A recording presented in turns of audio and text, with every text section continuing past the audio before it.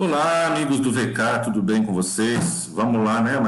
Para mais uma análise, dessa vez uma vitória espetacular contra o Corinthians, né? Talvez a melhor partida do Galo no Brasileiro, né? Muita gente fica em dúvida aí qual que foi a melhor atuação, Atlético e River, Atlético e Fortaleza, Atlético e Corinthians, mas como cada um foi numa competição, né?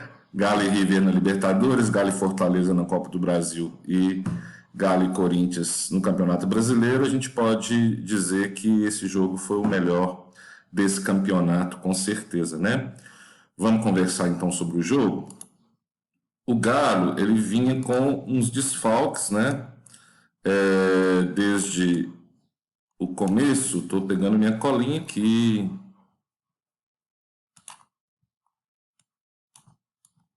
Vamos lá. Veio com os desfalques, né? Alonso, Franco, Vargas, Savarino e Sávio na seleção e Nacho com desconforto muscular. E aí, né, muita gente desconfiado, nossa, o Corinthians aí com Roger Guedes, Juliano, Renato Augusto, etc. Um time cheio de estrelas, apesar de muitos medalhões e tudo mais. E a gente sempre desconfia do jogo com o Corinthians, né? Mas do jeito que tá, o embalo que o Galo tá muito difícil de segurar, principalmente em casa. Então a gente, né, meteu um 3-0 sonoro aí em cima do Corinthians, sem discussão de VAR, gol impedido, ou seja o que for, foi uma atuação brilhante até nisso, né? Os gols foram bem legítimos. Então, a gente meteu 3-0 aí no dia 10 de novembro de 2021, às 19 horas, no estádio Magalhães Pinto, nosso Mineirão. O time saiu com Everson, Mariano, depois Guga, Nathan Silva, Hever, Arana, Alan, depois Nathan, Tietê, Zaratio, depois Johan, Hulk, Keno, depois Dylan Borreiro e Diego Costa, depois Jair. Bom, gente, o primeiro tempo ele começou normal, né? O Galo procurou tomar as ações que tinha que tomar, né? Os times começaram a se estudar um pouco mais, o Galo mais à frente. Interessante é que no fim do jogo o resultado da posse de bola deu um pouquinho mais para o Corinthians, mas principalmente porque o Galo já tinha feito os gols, né? Principalmente os dois gols, e o Corinthians teve que buscar, mas ele não conseguiu. A finalização do Corinthians foram 7, eu vi em um programa, foram 7 finalizações, nenhuma certa, né? Todas elas, algumas na direção do gol, mas não precisou da defesa do Everson. Então o Atlético anulou bem as ações do Corinthians. A defesa nossa é a melhor defesa do campeonato, apesar de uma falhinha ou outra, mas vamos dizer que temos 3 zagueiros, né? Não dá para negar, até porque campeonatos diferentes, convocações, né? E tudo mais. O Nathan Silva, por exemplo, não joga na Copa do Brasil. Então nós temos 3 zagueiros titulares hoje: Alonso, Nathan Silva e Hever, né? E todos 3 vêm fazendo um bom campeonato, apesar de falhas recentes do Nathan Silva e antes, né, no começo do campeonato, algumas falhas do Hever, tá? E do Alonso também. Nesse meio tempo aí teve várias falhas do Alonso. Apesar disso, temos a melhor defesa e temos 3 zagueiros titulares que estão muito bem. Então a gente tem que valorizar isso aí. E também a Arana, jogando muito bem defensivamente, Mariano, não precisa nem dizer, né? Então realmente a nossa defesa titular, né, com esses 5, estou incluindo 3 zagueiros aí, tem feito um excelente campeonato, além do próprio Everson, que está numa fase muito boa, mais seguro do que antes, né? A gente não pode esquecer disso. Bom, o gol veio cedo, né? Aos 14 minutos aí, o Hever lançou para o Keno e o Keno achou o Diego Costa de longe, né? Fez uma boa jogada e o Cássio aceitou, né? Então não estamos nem aí com isso, não é problema nosso, foi um golaço.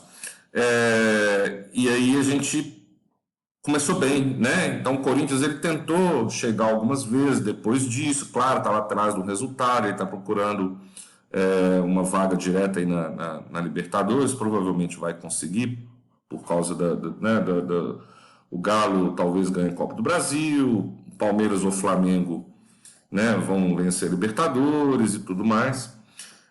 Bragantino pode vencer a Sul-Americana, mas é bem provável que o Corinthians consiga essa vaga direta na Libertadores.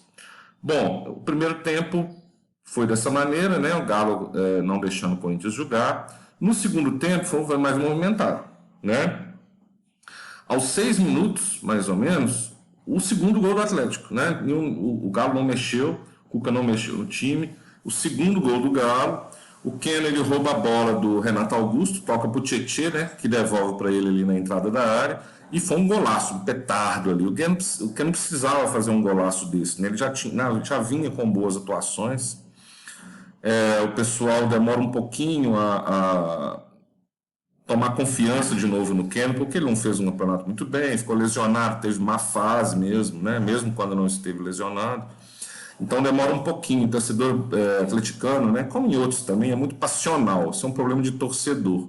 Então, se o torcedor faz 10, o jogador faz 10 jogos ruins, quando ele faz um jogo bem, as pessoas desconfiam, né? E acham que não fez.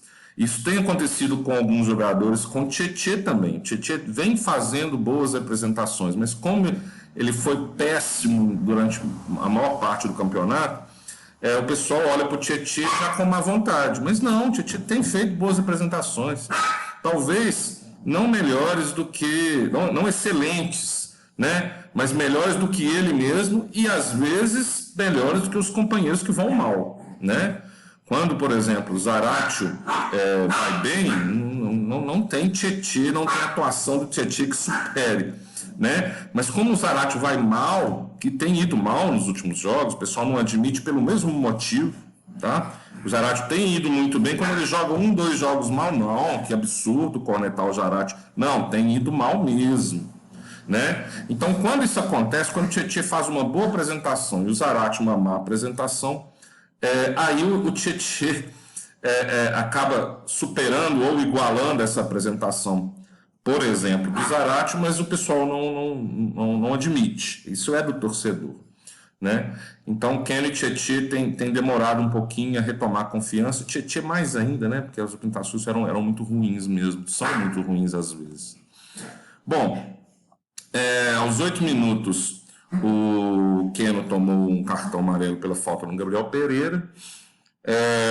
E aí, com o segundo gol, né, que o Keno fez, o Cuca ficou tranquilo para fazer as substituições que ele tinha que fazer, né? O Galo já tinha, ele percebe quando o time tem o controle das ações do jogo, né? Então dificilmente o Corinthians ia conseguir virar a partida ou sequer empatar pela história do próprio jogo, né? Então, aos 20 minutos ele colocou o Guga no lugar do Mariano. Aí no caso do Mariano foi desconforto, né? Não foi um outro tipo de substituição, mas aos 34 minutos sim. Aí trocou Keno e Diego Costa, né, por Dylan Borreiro e Jair. A gente pode dizer, mas aí por que Keno e Diego Costa estão voltando aí? Não, mas poderiam ter ficado até o fim, mas o Cuca preferiu dar um pouquinho mais de minutagem para o Dylan, dar ritmo para o Jair, porque nós vamos precisar lá na frente, né, principalmente do Jair aí.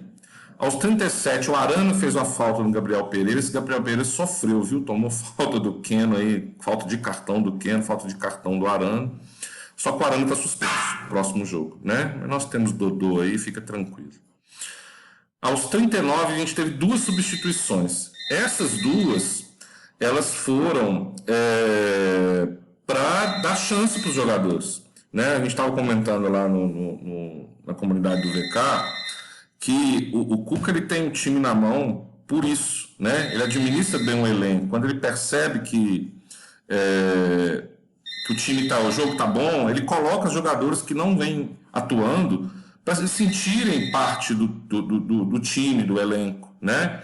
Para jogar junto. Como diz ele, o elenco ganha o campeonato, não o time, né? Então ele colocou Johan e Natan, que não estavam tendo chances para poder jogar. Isso é muito positivo.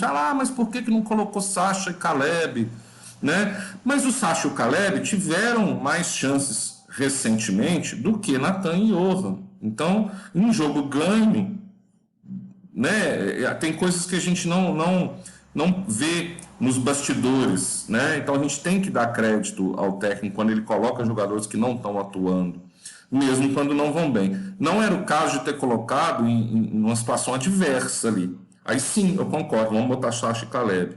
Mas, nesse caso, realmente tinha que valorizar um pouquinho Natan e Johan e outros, né?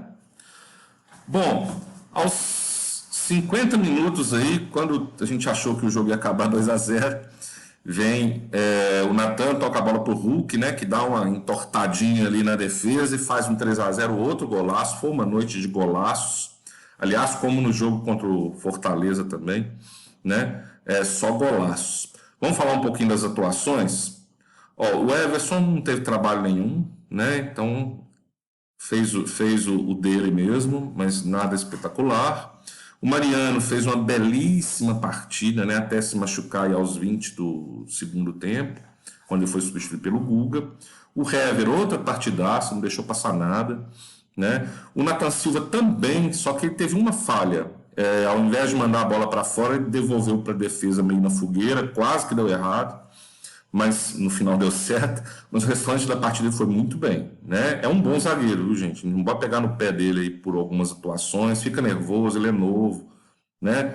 Mas ele ainda vai ajudar bem o Galo aí nos próximos anos, caso ele continue, né? O Arana, ele não comprometeu nessa partida, mas ele vem caindo de produção, né? Ele tá bem defensivamente, sim, mas ele não tem correspondido ofensivamente como ele correspondia anteriormente, né? Mas aí ele está suspenso, ele é um dos jogadores que mais atuou também, se eu não me engano era o quinto nas minhas contas de minutagem. Então o Dodô vai entrar, nós vamos ter aí um tempo também entre o jogo do Corinthians e do Atlético, do Atlético Paranaense, né, para poder descansar, e bom que o Arana dá uma descansada também, acho que ele está precisando disso. O Alan fez uma boa partida, talvez não tão boa quanto as apresentações anteriores dele, né? Mas foi uma boa partida, a regularidade dele está impressionante. O Jair entrou no meio do jogo, não teve muito tempo, né? Tentou uma finalização boa ali, mas também nada extraordinário, como se ele tivesse começado o jogo. O Tietê, como eu já disse, ele vem melhorando muito, né? Não ficar de olho no Tietê, não estou dizendo que tem que comprar o Tietê, mas ele tem contrato até maio, né? Então tem que aproveitá-lo bem aí. Se ele tiver numa fase boa, por que não colocá-lo? Né? Eu que sou um dos maiores corneteiros do Tietê, né? Já critiquei demais o Tietê, mas a gente tem que ter frieza para analisar a fase dos jogadores, né? E o Tietê vem numa fase crescente, então isso é importante analisar. O Zaratio, ao contrário, ele vem numa fase decrescente. A gente confunde um pouco jogadas individuais boas, porque o Zaratio é um craque, né? Menino de ouro. Então a gente confunde um pouco as jogadas individuais isoladas dele com boas atuações. Então, nesse jogo, por exemplo, aquela canetada que ele deu e tal, ele preenche bem os espaços, mas não tem tido uma boa atuação como em outros jogos. No último jogo lá, contra o América, ele fez uma jogada, um lançamento, colocou na cara do gol, ótima jogada, mas foi só também, né? Então, o Zarate como terceiro volante ali, a gente tem que esperar mais dele, né? Como o Jair, como segundo volante, tem atuado melhor do que o Zarate nessa situação. Então, ele vem numa decrescente. Tá mal não, né? Mas tem que observar, assim como a gente tem que observar a trajetória crescente do Tietê, a gente tem que observar a trajetória decrescente do Zarate. O Keno fez uma partidaça, né? Como eu já comentei sobre o Keno aí, que o pessoal demora a pegar um pouquinho de confiança, né? Mas ele também está precisando pegar confiança. Mas é uma ótima opção de ataque, não tem dúvida nenhuma. O Diego Costa foi o melhor em campo, né? Ano que vem ele vai dar trabalho aí, né? Para o Hulk que se cuide, né, como titular do time, ele vai pegar mais ritmo de jogo, vai estar 100% fisicamente. Então, e se esse ano ele já está dando trabalho, quanto mais no ano que vem, né? E o Hulk, outro que